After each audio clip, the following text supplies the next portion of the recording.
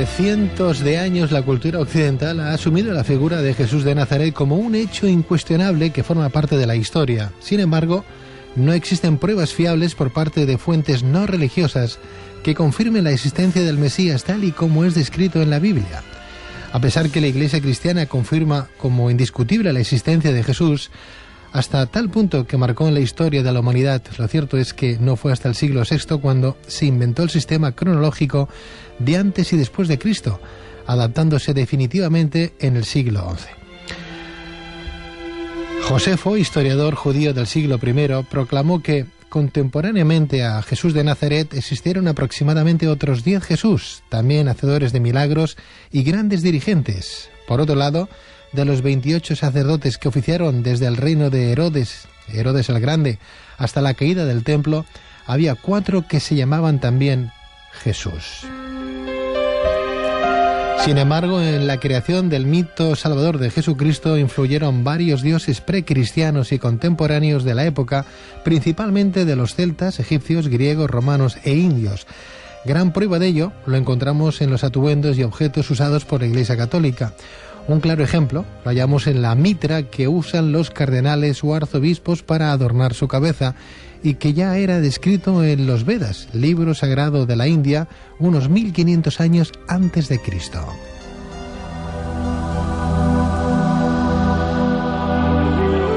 Quería solo mencionar unos autores, arqueólogos y lingüistas que me han inspirado y que si la gente los quiere buscar en su biblioteca y también coger un diccionario etimológico de mitos y incluso leyendas de los griegos, los romanos, etcétera, los egipcios y otras culturas ya mencionarán, incluso Quetzalcóatl en México, la cultura mesoamericana, Quetzalcóatl aparece crucificado en el equinoccio, era el tiempo de la Pascua. Pascua porque es del paso del sol por el ecuador, Pascua, simplemente. Nosotros en inglés llamamos Passover, porque pasa sobre el ecuador. O sea que esto era todo del culto principalmente solar. Horus tenía 12 discípulos, fíjate que Jesús tiene 12 discípulos, los esenios tenían un consejo de 12.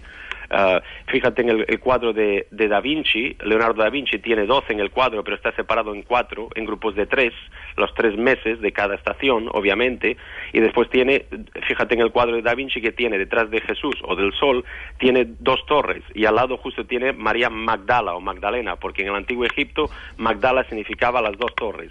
Porque, Colín, el otro día me preguntaban, bueno, ¿y quién escribió la Biblia? Me decía un buen amigo, ¿no? Y claro, dentro de la Biblia tenemos un montón de libros sagrados, para empezar esos 5 importantes, ¿no? Sí. Ahí me gustaría, si es posible, Colín, que nos fueras adelantando, que nos explicaras un poquito de qué manera se ha ido evolucionando las Santas Escrituras y cómo ha ido interpretándose en el curso de los años. ¿Es posible que me hagas una pequeña síntesis? Sí, yo de todas maneras te voy a repetir otra vez, mi campo es la arqueología lingüística, entonces no soy cristólogo, no mi bibliógrafo, o sea que y siempre que hago estos programas, ¿no? Y gente llama evangelista y cristiana, siempre me empiezan a citar cosas de la Biblia aquí y allá, porque si existió el otro. Pero la Biblia, fíjate que el primer libro de la Biblia se llama el Génesis, el gen de Isis. O sea que es una copia exactamente del libro de la vida de Egipto, ¿me entiendes? Uh-huh. Fíjate, por ejemplo, en los 4 evangelios, cómo están incluso los evangelistas, Mateo, Juan, Lucas y Marcos, están representados con signos astrológicos, porque los cristianos, de hecho, en los primeros siglos practicaban la astrología, las 4 disciplinas, astrología, el tarot, la numerología y el cábala. Kaaba viene del culto a Saturno, que significa cubo. Por eso ves el Kaaba en la Meca, por eso la gente se pone el Kaaba, el cubo, cuando se gradúan, tienen un gorrito que es de color cuadrado y negro, los jueces son negros, o sea, tienen unas togas negras, y esto ya lo practicaban incluso los esenios y los egipcios y otros. Los esenios, por ejemplo, tenían el culto a la fertilidad, a la manita muscaria. La manita muscaria era como el santo grial, porque por la mañana se abría para coger la escarcha, ¿no? La lluvia era de color roja y blanca, y ellos vestían unas túnicas rojas y blancas, como nuestro Papa y como los cardenales, o como incluso Papá Noel.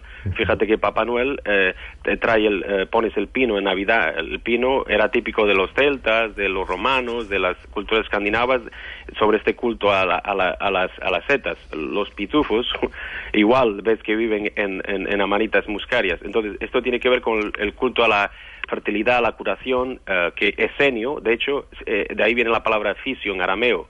Eran fisioterapeuta principalmente del mal muerto, se dedicaban a la curación, heredado de los cultos babilónicos y etcétera. Pero si ves la Biblia, mucho de la Biblia está escrito sobre todo sobre los faraones. Y hay un periodo, por ejemplo, que yo le llamo el atonismo, donde aparece Akenatón. Akenatón es un prototipo perfecto de Moisés, también de Jesús, porque los faraones comparten también muchos paralelismos con Jesús, eran los dioses a través del pueblo, del dios Sol. Atón, por ejemplo, él impone el culto suyo y se autodenomina Amen-Ra. Amén está pronunciado, lo ves varias veces en el Deuteronomio, si no estoy confundido, no lo sé, ahora estoy diciendo un poco de memoria, ¿no sabes?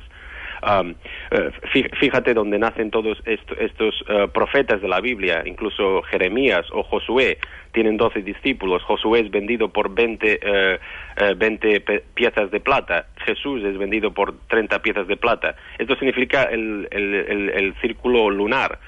Porque venía de las mujeres y contábamos, digamos, el tiempo en 13 meses, de 28 y 30 días, obviamente. Por eso los asiáticos pertenecen al culto lunar y estelar y los españoles pertenecen al culto lunar y estelar, y nosotros aún recibimos el apellido de nuestra madre como españoles, ¿no? O ibéricos, ¿no? Al contrario que la cultura anglosajona, que estaba más en el culto solar, en el culto saturniano, ¿no? Uh-huh. Estupendo, es que uno se queda escuchándote, Colin, y empieza a anotar. Estoy como un chaval cuando va al colegio o a la universidad, ¿sabes? Vas diciendo cosas y yo voy anotando, corriendo, lo que vas diciendo, porque son cosas francamente más que interesantes. A ver, cuando vienes por España, en concreto en Barcelona, Madrid o Sevilla, cualquier punto de la geografía española, y nos das una de esas clases magistrales que sueles dar. Sí, le decía a tu productor antes, porque a veces me sorprendo, vienen sacerdotes, incluso algunas charlas que doy aquí, a veces me invitan a la universidad, y vienen sacerdotes, incluso vienen astrólogos, ¿no? Y hablo como el libro de Mateo, exactamente el libro de Libra, porque el libro de Mateo tiene que ver con la astrología, exactamente, tiene que ver con la diosa Mat de Egipto, y la diosa Mat de Egipto, o Tarot era el mismo nombre, o Thoth, era principalmente su relación con Libra. El libro de Juan es el libro Acuario, o Oans, porque Oans, como dije antes, era el dios del agua para los filisteos, para los babilónicos. De hecho, muchas culturas en Jerusalén y muchos judíos, o hebreos, perdón, no consumían el pescado, ¿no? El pez. El libro de Lucas es el libro de Leo, por excelencia, el libro solar. No, está claro, perdóname, Colin, y además sigues vivo porque la Santa Inquisición no ha llegado a tu casa todavía. Por consiguiente, algo tendrá el agua cuando la bendicen, ¿no? Bueno, algo tendrá nuestro buen amigo Colin Rivas cuando, pues escribe libros, escribe artículos, notas de prensa, da clases, conferencias, cursos, etcétera, por todo el mundo. Pero esto Pedro, lo pueden encontrar ahora que hice mi sitio de web con el webmaster esta semana, empezamos a hacerlo. Está muy bien.